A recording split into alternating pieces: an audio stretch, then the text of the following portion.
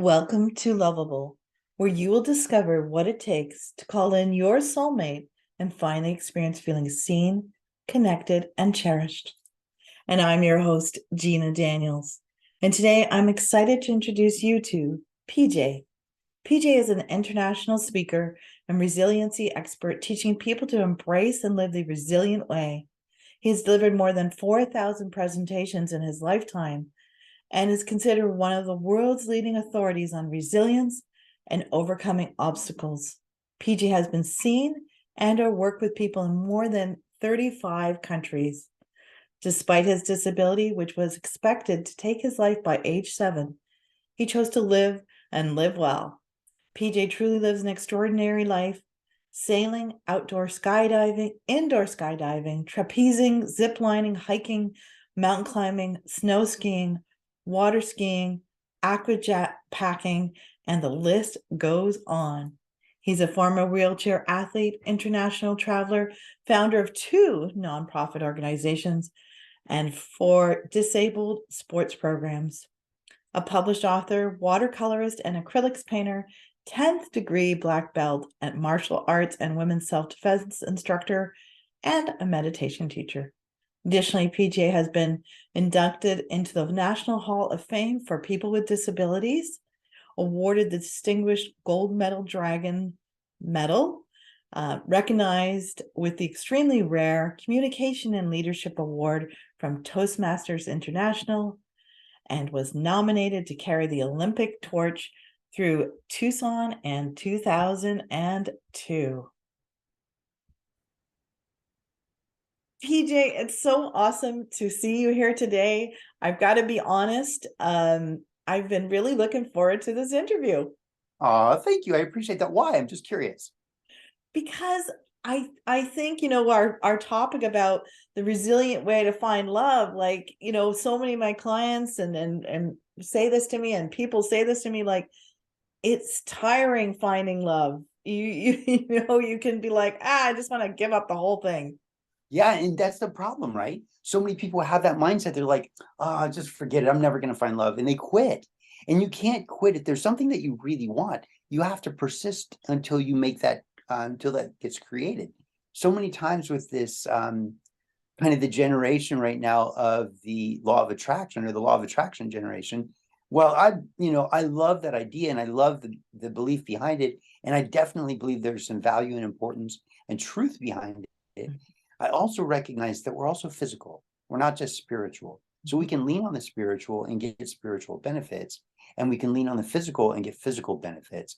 And so one of the things that I think is really critical is to say, okay, look, this is something I really want. I really want to be in a juicy, delicious, beautiful, loving, connected relationship.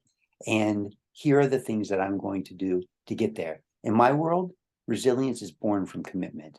So where's your commitment? The problem is that we're either committed to, like, I quit, this is too difficult, or you're committed to, you know what, this might be difficult, but I get to make this fun. And I get to be successful from this. So we're going to commit one way or the other. The question is, are you committing your conscious mind, or is your unconscious mind committing to quit? I love that. And one of my mentors said to me once, Gina, you can manifest getting a pizza, right? But it's a lot quicker to pick up the phone and call in, right? Can I get an amen? That's right. Right? Get fully into it. Don't just like, oh, I'm going to dream it up. I'm going to dream it up. I'm going to dream it up. Like, there's a whole part of you. Your physical, your mental, your emotional, your spiritual, your social. Let's get all of then, there's a financial component. Let's get all of those pieces together and moving in the right direction. So when we get all of those pieces moving in the right direction, everything in the universe moves with you, because everything is connected. So if you leave a piece back here, or a piece back here, or another piece back here, right? And there's only one piece of you that's going out, all the weight of everything else takes a while to catch up. It's a little bit like a rubber band. Things might catch up, but are they going to catch up as quickly as you need them to or want them to? So let's bring them all together simultaneously, and then the whole universe moves moves with you. I love that, PJ. Like, not kind of running forward with one piece, the spiritual piece, that you've got to do some doing in all of this too, and bring it all in. Yeah. And you know what? Let's even modify it. Instead of putting that weight on people where, oh, you've got to do this, you have to, you need to, you must, right? There's so much weight on that inside of our brains. Our brain goes, don't tell me what to do. Right. And then there's this resistance, and we put on the brakes and we say no. But when really what we want to do is say yes. And the way we say yes is, instead of saying, I've got to do this, we get to say, I get to, I want to, I'm excited about, I can't wait to, this is fantastic. Right? When we change the language just a little bit, all of a sudden there's a joy, there's an enthusiasm, there's an energy that builds up inside of us. And we have that resilience that we need to push forward. We have that creativity to push forward because that commitment is there. Yeah, I love it. Speaking it from a place of joy rather than the I gotta, shoulda, must, Yeah. the pressure words. Yeah, because also if we think about this, love is about giving. When Mhm. we feel loved, you can never love without first being loved. Because as you feel love, you feel it come through you and it wells up inside of you. And love doesn't want to stay inside of you. It desperately wants out. It desperately wants to share and give to others. And so the problem when people are seeking that, that soulmate or that forever partner, or that beautiful, perfect love, what they're seeking is what they want. So Mm, they're seeking getting, and they forget about the giving part, mm, right? And maybe they don't always forget. Maybe that's not a fair statement. But I think there are times when that gets forgotten because we get so overwhelmed with the sense of loneliness and what I want and mm, what I need. But if we shift that and we go, what do I want to give? How do mm, I want to show up in a relationship? How do I want to nurture? How do I want to love? What kind of conversations would I like to engage in? Right? This all is about giving and pouring out from you. And then people feel that. I mean, think about it. Have you ever been in the presence of somebody that you're like, oh, I just love the way this person makes me feel. I love the feeling that this person like exudes. There's just an air about this particular person. mhm. Ladies that are watching this, and any few gentlemen that might be watching this, be that person that exudes that feeling that other people are moved by. And the way you do that is connect with that love inside of you, connect with that joy, connect with that sense of gratitude, connect with that sense of commitment. What are you committed to? I'm committed to being the best lover, friend, partner, soulmate to that person that I meet. And anybody that's not that particular person, I'm committed to loving them equally in a different way, but loving them equally so they feel that. And then if you're in that space, you're going to feel delicious and delightful and free and easy. And like you've got so much inside of you to be able to give. And when you have so much inside of you to be able to give, it makes connecting with others a lot easier because they naturally are drawn and attracted to you. That's what we want, right? The law of attraction. What's the first way to create the attraction? Be something that others are attracted to. You've got two really big points here, PJ. One, the being committed to this process, being committed to yourself. Like, so if you're wanting commitment, Mhm. like embrace that yourself first. Yeah. I think that's an amazing thing. And just, the way that you talk about, like, so in it, because a lot of people get on that first date and they're like, what's in it for me, what I'm gonna get out of this thing. Yeah. Is this the right person to marry? Are they talking about kids already? Do they want, like, am I okay to eat in front of them? Too many crazy things inside of our head. Instead of just like, hey, how can I show up for you? How can I be there for you? And the other person goes, oh, wow, that feels amazing. How can I be there for you? The problem in many relationships is I don't know that I can commit 100% because I don't feel like you're committing 100%. So I'm going to pull back to like 97%. And then you feel me pull back to 97%. And you go, oh, I wonder if something's wrong. And you pull back to 95%. Then they go, oh, I just felt them pull back. I wonder if something's wrong. I pull back to 90. You pull back to 85. I pull back to 75. You pull back to 65. Pretty soon we're having a disagreement. We're struggling. We're fighting. We're scrapping. Why? Because the other person's not getting what they need. Right? They're not getting what they need. Listen, I didn't say because you're not getting what you need, because they're not getting what they need. If you pour fully into somebody, oh, it's delicious and refreshing. It just feels so truly fulfilling to you to be there fully for someone and for them to know that somebody is fully there for them. When you do for another, a real good human being, a good partner, would genuinely want to do back for you. It's a law of reciprocity. Let's think law of reciprocity instead of, or in addition to, the law of attraction. Yeah, and working those two laws together. Yes. How can the viewers and anybody listening or watching release anything that's keeping them single? Like maybe there's some shame or something that's holding them back. Sure. A lot of times it's fear, right? And it's fear that's often associated or connected or related to shame. Like, I'm not good enough, I'm not pretty enough, I'm not smart enough, I don't come from, wealth, I don't, whatever it is, right? All these negative things. And so if that's where your head is, what are you committed to, right? You hear, I'm not good enough. So you're committed to that belief. And if you're committed to that belief, the kinds of people that come into your life are going to be the kinds of people likely that are going to, not always, but likely that are going to continue to add fire or fuel that particular belief of I'm not good enough. And then because you'll seek out, just the way your brain is, I'm not good enough. So either I'm not going to find anybody at all, or I'm going to find people that don't love me and care for me and nurture me, because ultimately I'm not good enough. So how do you modify and change that? I believe that you become resilient in 3 steps. I mean, there's always little subtle pieces in between, but the 3 basic steps are, you got to let that stuff go. And let me even back up just a little bit, okay? Because what's happening is your unconscious mind is saying things about you. It's saying negative things about you. It's saying things to hold you down. It's saying things to hold you back. Why is it doing that? Because it's trying to protect you. Believe it or not, your unconscious mind is your best friend. And your bestie is trying to hold you back. How can they be your best friend if they're trying to hold you back? Because that bestie doesn't want you to get your heart broken again. So it goes, let's just hold back and say, maybe you shouldn't go out and date somebody. Maybe this isn't the right thing for you. Maybe there's not really somebody for you. Because if you don't try, if you don't open up your heart, you don't get your heart broken. So your unconscious mind, your bestie, is actually holding you back because it cares about you and wants you to be safe. However, it will also take directions from your conscious mind. And it's your conscious mind that we want to actually engage. Because sometimes the unconscious mind, we just want to say, shh, right? We just want it to be quiet. Why do we want it to be quiet? Because it just chatters and tells us we're not good enough, we're not smart enough, we're not pretty enough, we're not read all of this stuff, blah, blah, blah, blah, blah, blah, blah. And we're just like, oh, please, shh, be quiet. And I always call the unconscious mind it. And I want to say, shh, it, because that's sometimes all it gives us, right?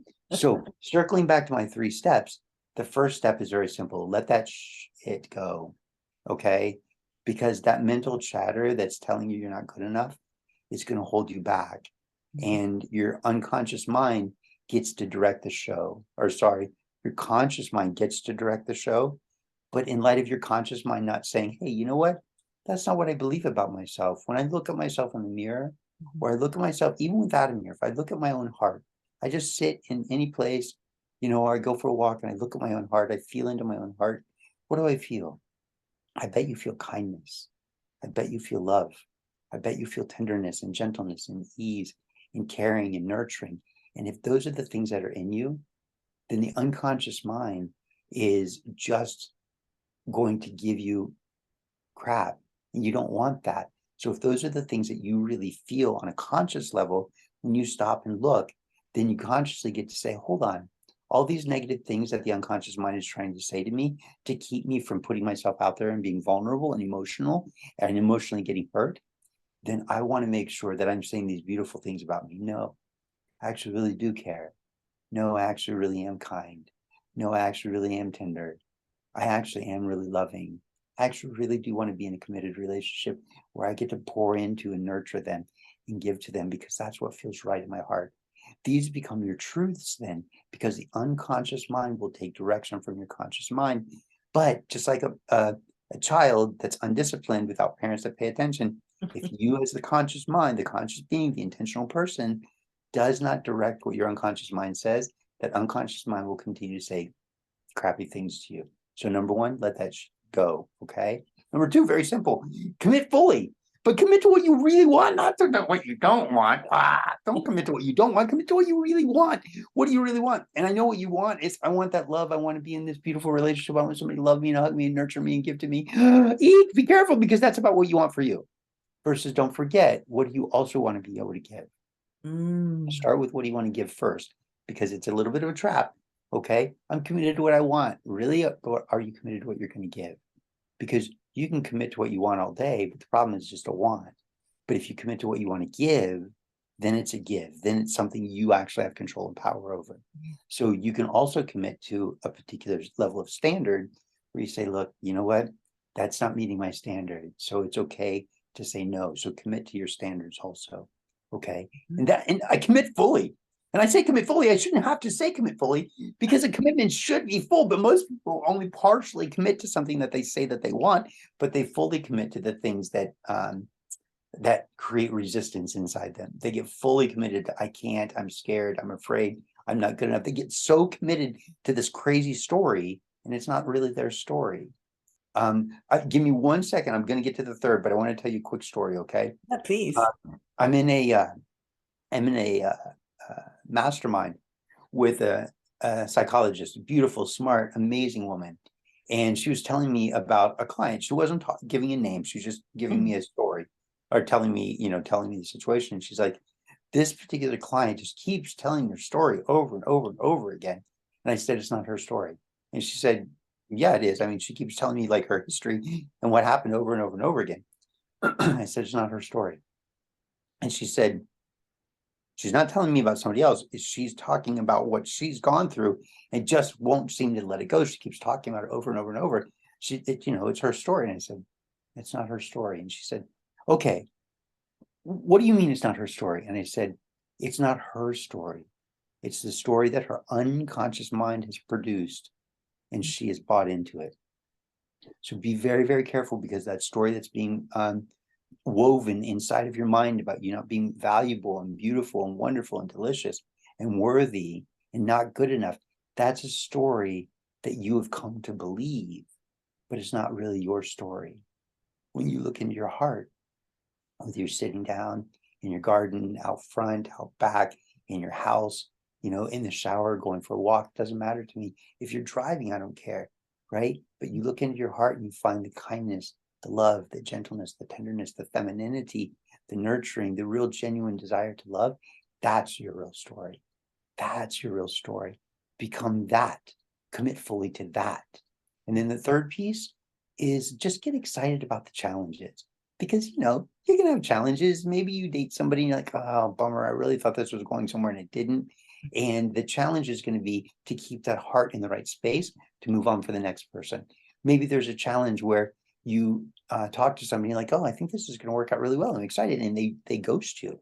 You're like, what's going on? And you get that feeling like, oh, you want to quit. No, commit fully, and then get excited about the challenges.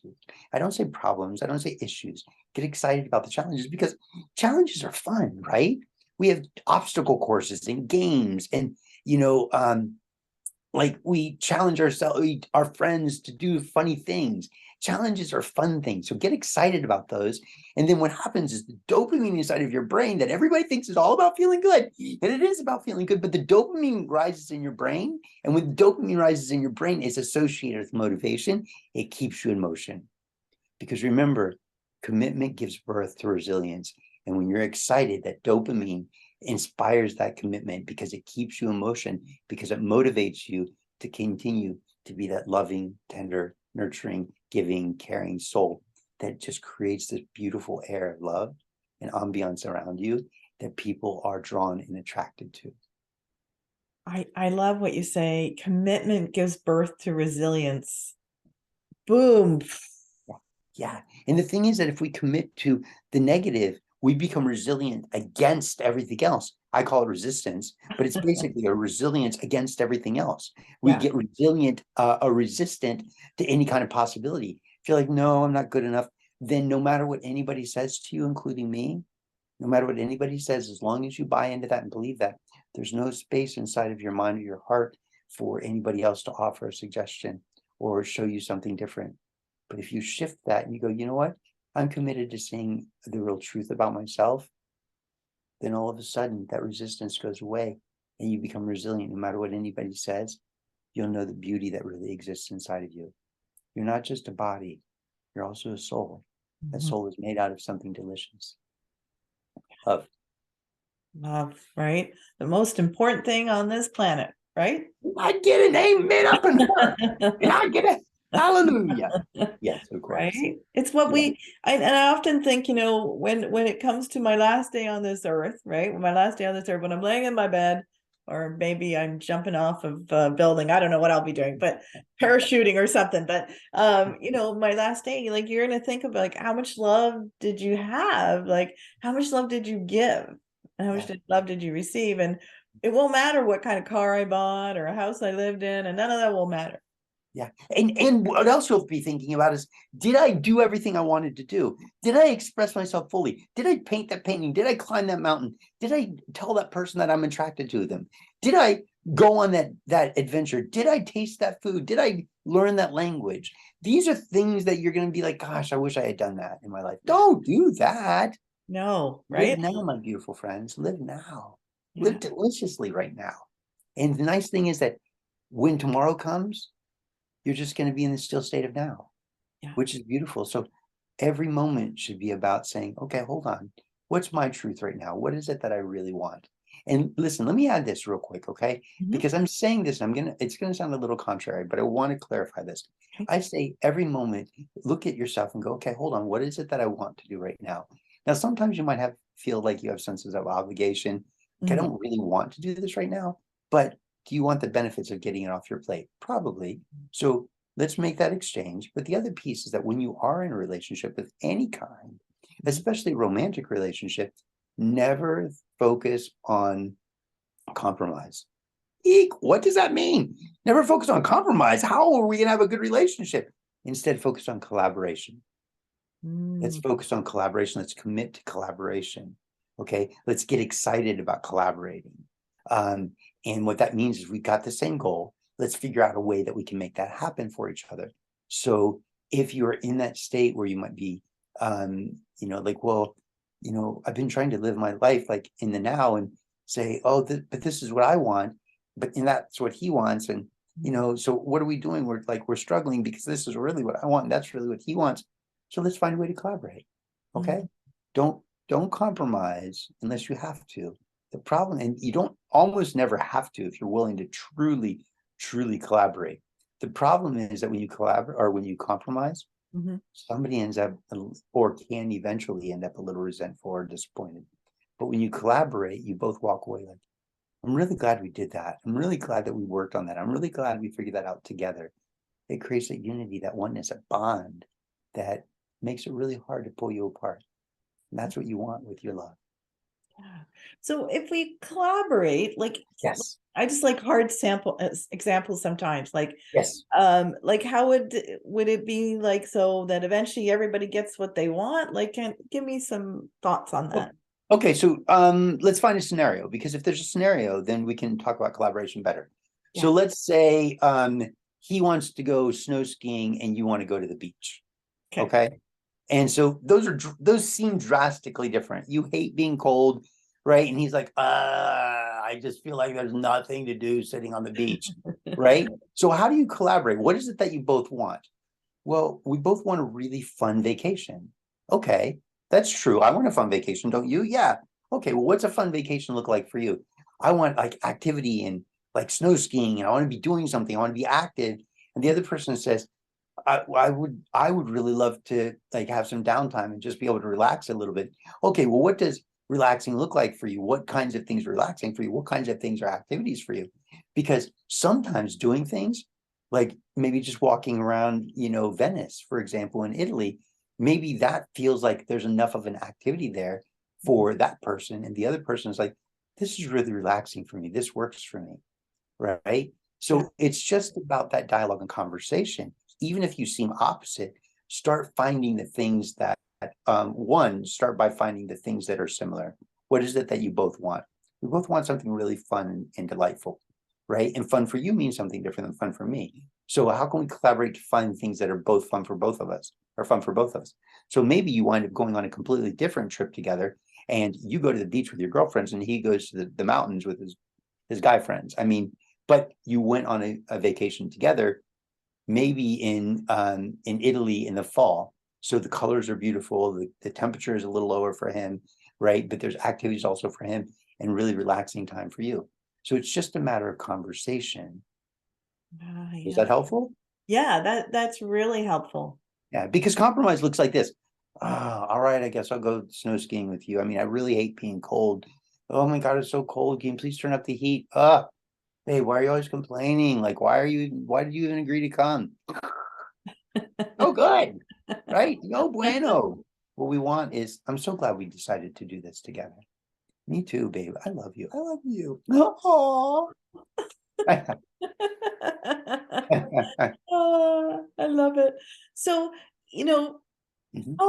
do you have any more tips on staying the course and keeping the resiliency going when you start to feel deflated? Maybe you've had so many bad dates and um So you're asking staying the course to finding your partner, yeah, and not staying the course within a relationship. no, like, so Okay. finding your partner. So if you're trying to find a partner, you've gone on 10 bad dates, you've been ghosted 16 times, and you're Yeah. just like, you're done. You're just what, how does someone stay resilient in that scenario? So that's a great question. I want to add, not add, I want to offer two things. Okay. Okay. Number one, I'm going to give you a free gift. It's one of my free gifts is called it's a 117 page, I think, ebook that I wrote called 5 Ways to Date Yourself and One Big Reason Why You Should.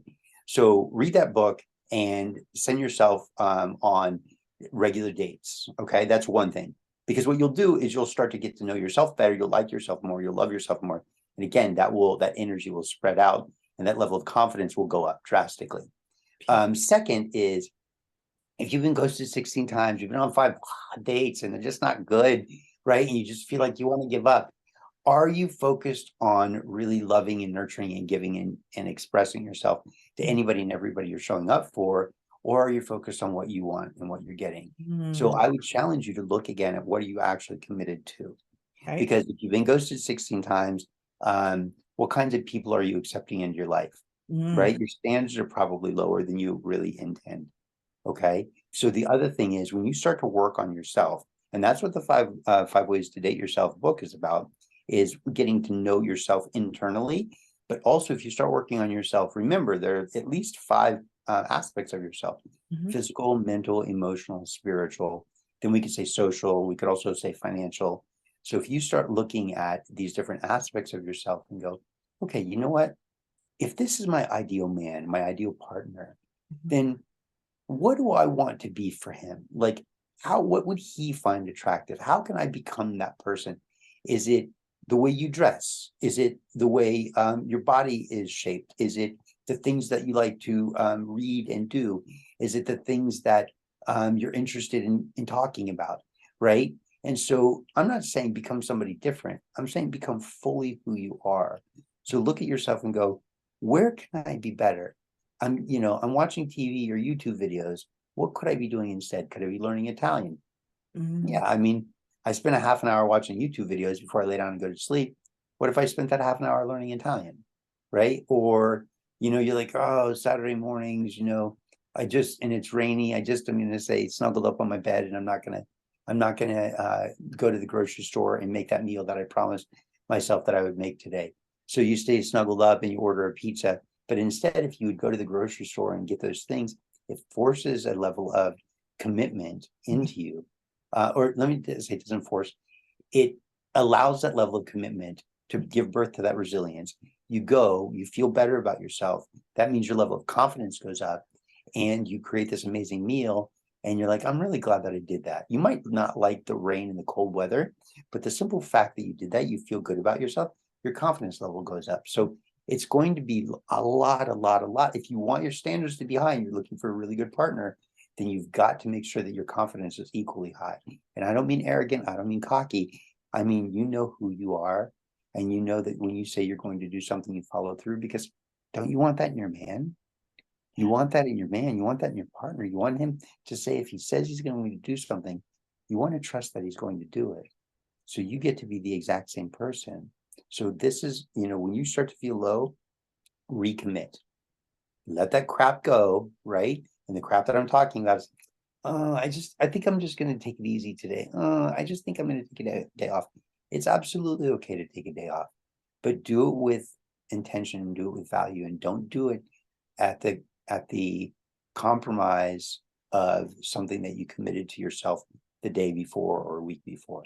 If you made the commitment, follow through on the commitment.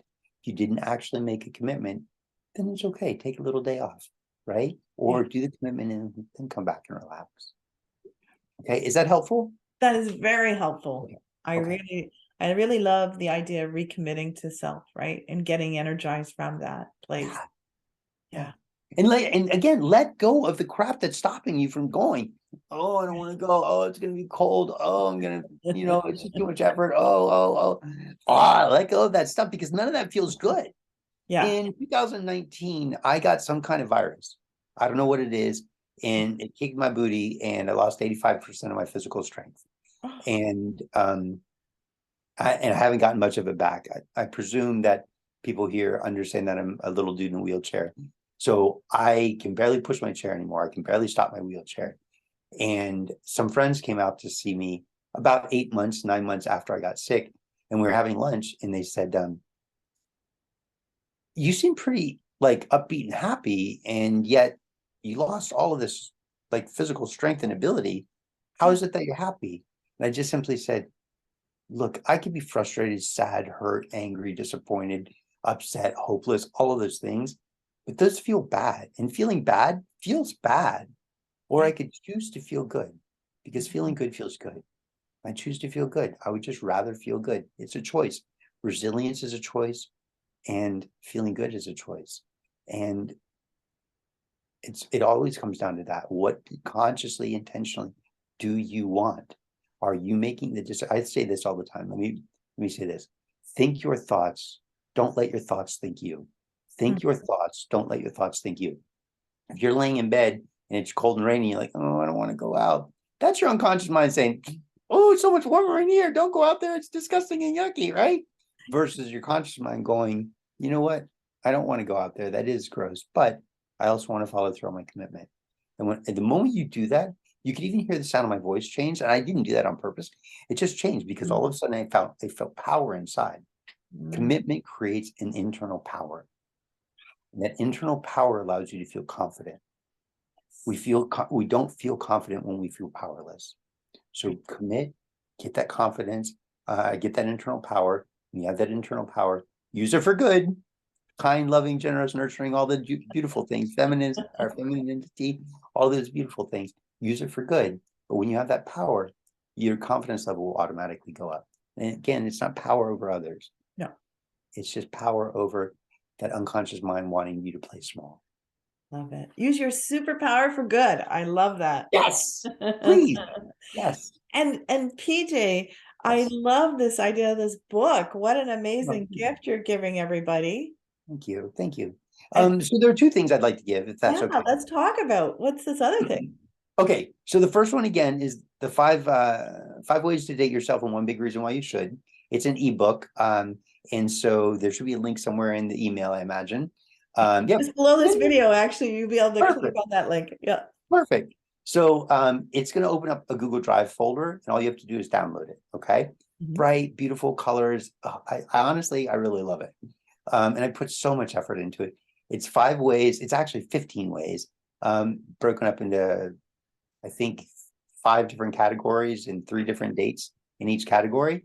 So they're delicious, like individual dates to go on for yourself. And then the other one is, if you like what I'm saying and it makes sense and you still feel like you're wrestling with your unconscious mind a little, why don't we just jump on a 20-minute call and see if we can like wiggle that free a little bit and allow you to go, oh, hold on, this is my real truth. This is what I want.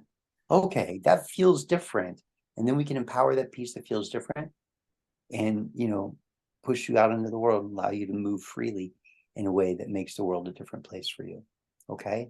So it's a free 20-minute call. I think I call it Discovering True Love Conversations. Oh, I love that. So so the link again will be just below this video. You can click on that and go right to PJ's goodies. Well, PJ, I want to thank you. I want to thank you for being here today. Thank you. It's my honor, truly my honor. And ladies, if I can leave you with anything at all, give me a sec. I want it to come through me instead of from me. Okay. Remember that loving yourself doesn't come from your head. It comes from that space in the middle of your chest or in the middle of your body that is an authentic love. And just because it feels like it starts inside of you doesn't mean that it can't come back into you. So practice loving yourself, and with the same gentleness that you want someone else to love you. You're worth it. You matter. And somebody's waiting for you. Beautiful. Thank you so much, PJ, for being here. And I just want to thank you, the listeners and viewers, for watching or listening to another episode of Lovable. And just remember, you are lovable. Yes. All right. Bye for now.